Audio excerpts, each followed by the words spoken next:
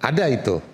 Dalam ilmu bahasa, ilmu kayak begitu-begitu ada. Jadi singkatnya gini, Bung Haris, Anda menilai bahwa apa yang dilaporkan oleh Bung Iwan ke Mabes Polri itu, kalau saya mau bilang gini, saya mau mendapat, saya paham. Tidak bisa diartikan sebagai penghasutan, tidak bisa diartikan sebagai makar. Singkatnya itu. Saya mau bilang bahwa laporannya oke.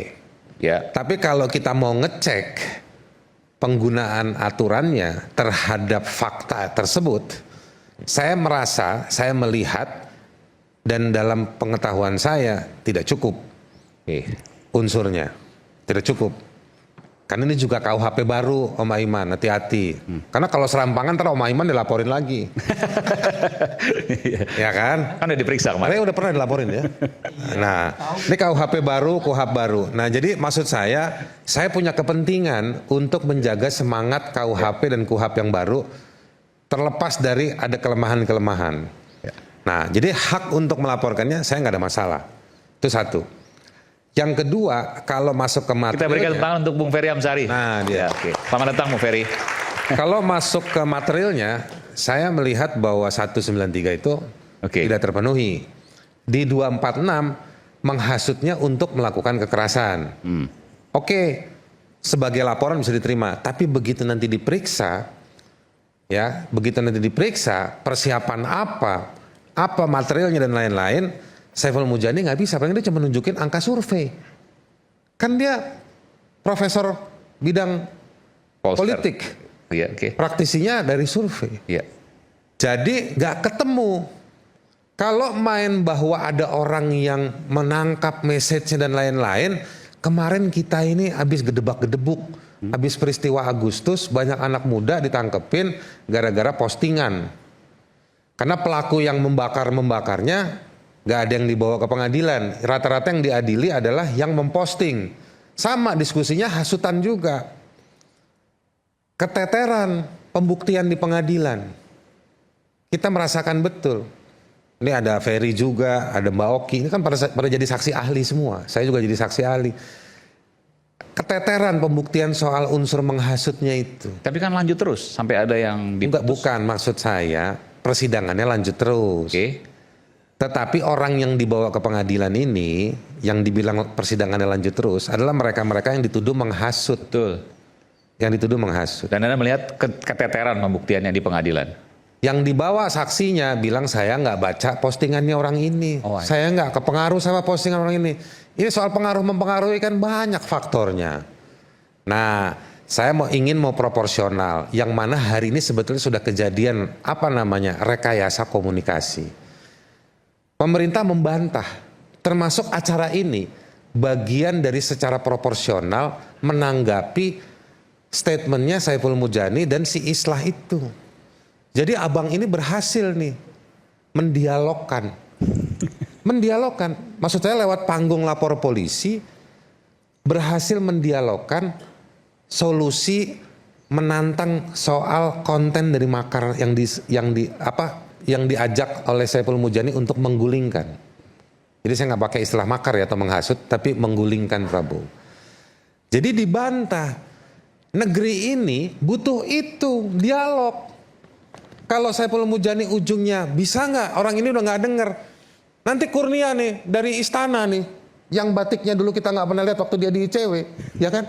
Dia akan ngebantah Bang Saiful, asik, ya kan? Bang Ipul itu datanya apa? Data kami ini. Jangan digulingkan dulu. Kita main di spray aja dulu. Ya kan? Guling bantal spray gitu. Itu rekayasa itu sudah terjadi. Nah, doronglah, jangan dorong soal diskusi ini makar apa bukan. Ini bahaya atau bukan. Ntar dulu. Ayo dong. Ini pasti 38 provinsi, ngeri ini bos. Datanya nggak kacang-kacang ini. Ya kan bang? Dia tinggal siul, ngumpul tuh 38 data. Nih datanya sampaikan. Nah, jadi maksud saya rekayasa komunikasi ini yang harusnya berisi. Di sini ada Mbak Oki ini jago soal narasi. Rekayasa komunikasi. Rekayasa komunikasi itu artinya dikonstruksikan untuk saling mendidik. Demokrasi itu isinya itu. Jangan demokrasi diisi dengan membuang-buang APBN yang kita pakai untuk beli lembar-lembar kertas di kantor polisi. Itu maksud saya. Maksudnya begini, isu ini harusnya nggak dilaporkan, tapi Karena tadi didiskusikan. Syaratnya nggak terpenuhi. Oke, isu ini kita sepakat ya. Menurut Anda nih, menurut Anda. Kontennya bukan soal konten makarnya, konten soal kritik yang orang-orang itu, yang orangnya udah hadir juga nih, Pak Ferry Amsari ini. Nanti kan dia nggak cuma jadi narasumber, dia bersaksi dari apa yang peristiwa di hutan kayu itu atau di hutan-hutan yang lain, ya kan? Nah, jadi maksud saya belum. Jadi maksud saya, mari kita berdiskusi tentang basis kritik. Penopang argumentasi sampai pada kesimpulan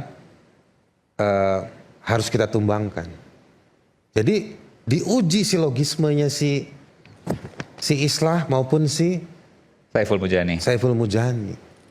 Statement-statementnya dari satu bait statement ke bait yang lain diuji. Bukan dilaporkan. Cocok nggak ini untuk bukan dilaporkan? Bukan dilapor. Kita kembali saat lagi tetaplah bersama kami di Rakyat Bersuara. Nanti kita berikan kesempatan pada yang lain.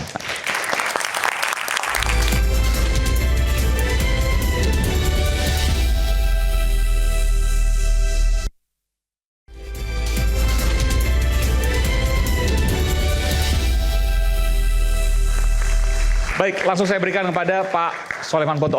Abang dulu, silakan, boleh, bebas. Pak Soleman, nanti ke Bung Kurnia ya. Berdiri dulu apa duduk dulu nih? Boleh, berdiri boleh, duduk boleh. Ya, kalau laki-laki berdiri dulu. Wah, luar biasa, kita dua tangan.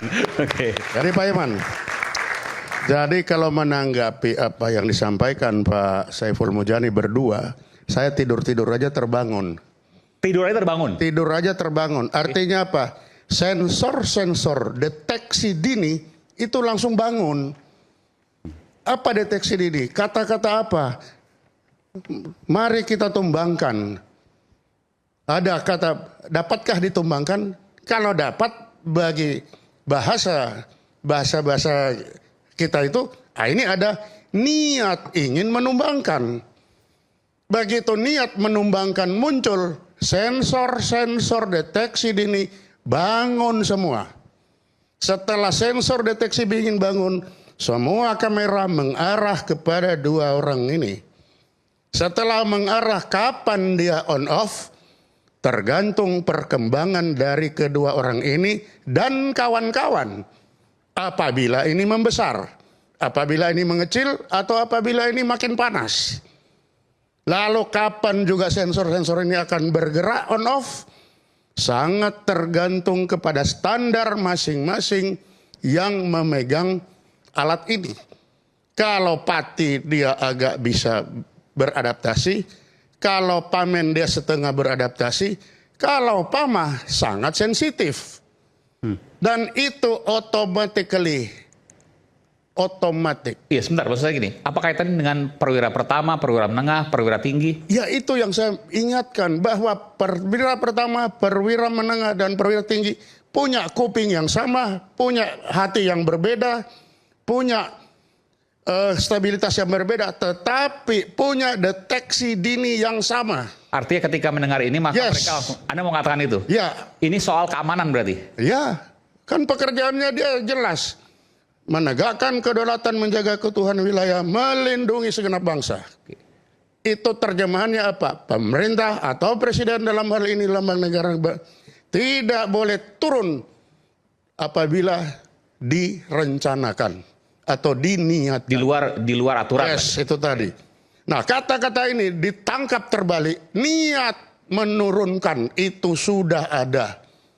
Dengan adanya niat itu, maka mulai saat itu semua sensor on, lihat terus ke situ, deteksi, lock on, kemana pergi, semua terawasi, terdeteksi.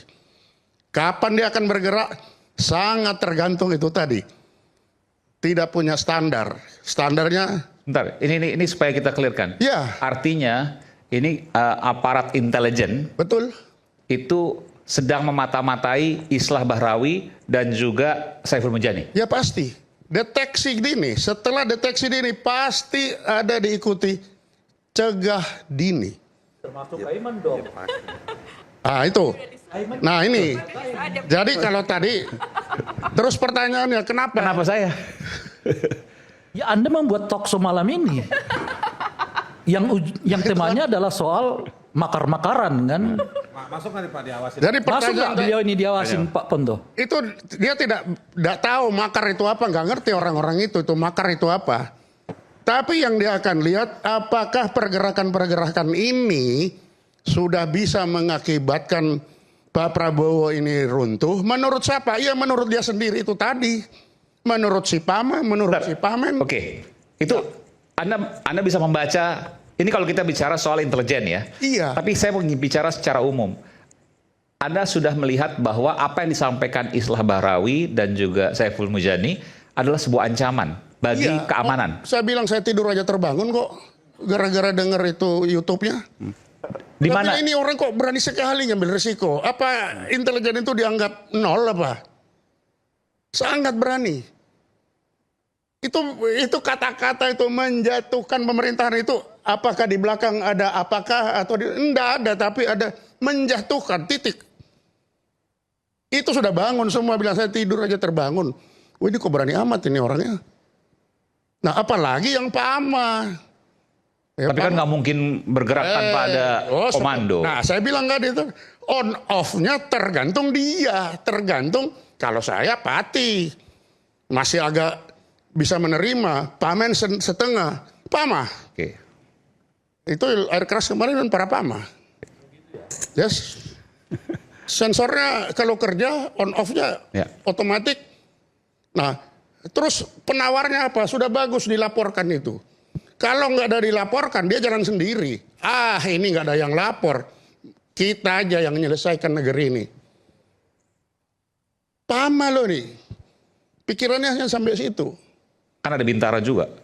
Oh, itu ke bawah lagi, lebih parah lagi. Nanti saya berhenti aja sampai Pama dulu. Belum itu kan ke Bintara. Kalau Bintara nanti lebih parah. Sampai di Pama. Jadi apa yang tindak lanjut itu sangat-sangat diperlukan. Kenapa? Ini sudah terlanjur on dan terlanjur lock on. Apakah ada tindak lanjut apa enggak ini? Nah jangan sampai mereka-mereka ini mengambil jalan sendiri. Dan para atasan apa bisa menguasai? Enggak bisa. Tidak ada bisa.